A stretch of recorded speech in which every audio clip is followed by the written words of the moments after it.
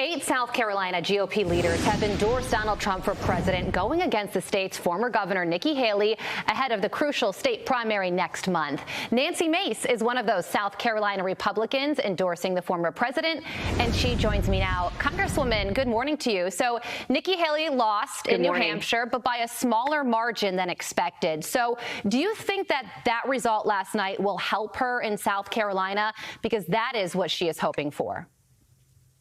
South Carolina is Trump country, and he is crushing it right now. And number one, I want to say that Nikki Haley ran a great race. She made it deep into the playoffs, but the playoffs are now over, and it's time to start the Super Bowl. We have got to take on Joe Biden right now if we're going to take our country back. We need to reverse every bad policy that Joe Biden created, whether it's inflation, whether it's the economy, immigration, crime in our communities. By every measurement, Donald Trump made our nation safer and more prosperous and stronger. We didn't have these forever wars that Joe Biden started. And right now, look, we're in a proxy war with Iran based on the administration's decisions to bomb the Houthis without coming to Congress. Everything was safer and better under Donald Trump, and that's what the American people want. That's what South Carolina wants, and he's going to win big here. Nikki Haley's campaign manager said of the race in South Carolina elected Nikki as governor twice against the odds. The people of South Carolina know Nikki's strong conservative record because they lived it. And then Haley, during her speech last night, she said Donald Trump is going to have a harder time falsely attacking me in South Carolina because they know me. They know I cut taxes. So, Congresswoman, what about that? This race coming up in about a month is the first one that she's going to face where she actually has a record in the state. So that really raises the stakes. Well, I've never seen anything like it in South Carolina. The number of people that I have spoken to, and I stayed on the sidelines for a long time before I decided to endorse. I believe Nikki Haley was a great governor. She's run a great race. And South Carolina likes Nikki Haley, but they love Donald Trump. And it is overwhelming by every measurement, everywhere across the state.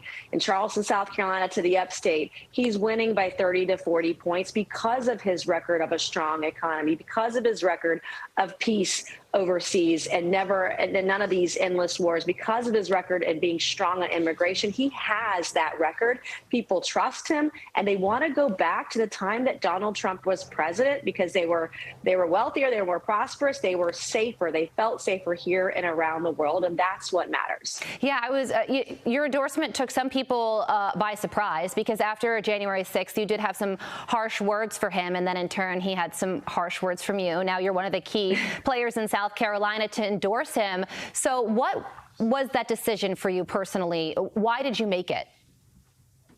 Well, I'm the first woman to graduate from the Citadel, the military college of South Carolina. If I worried and cared what people said about me, I would not be where I am today. And look, politics is a blood sport, and people, these races can be ugly. But at the end of the day, when I look at Donald Trump's record and what he was able to accomplish for America, putting our country and her people first, and when I've talked to voters, I've spent months now listening to voters in my district and across the state.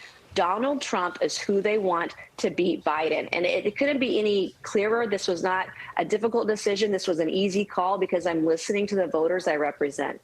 Well, you are listening to the voters, and that's why I'm sure you're going to have an answer to this next question.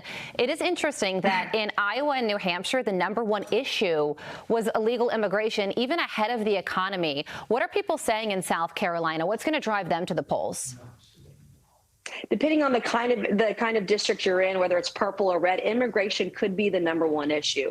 The economy and immigration are the top 2 issues. Abortion is always going to be up there in swing states and swing districts.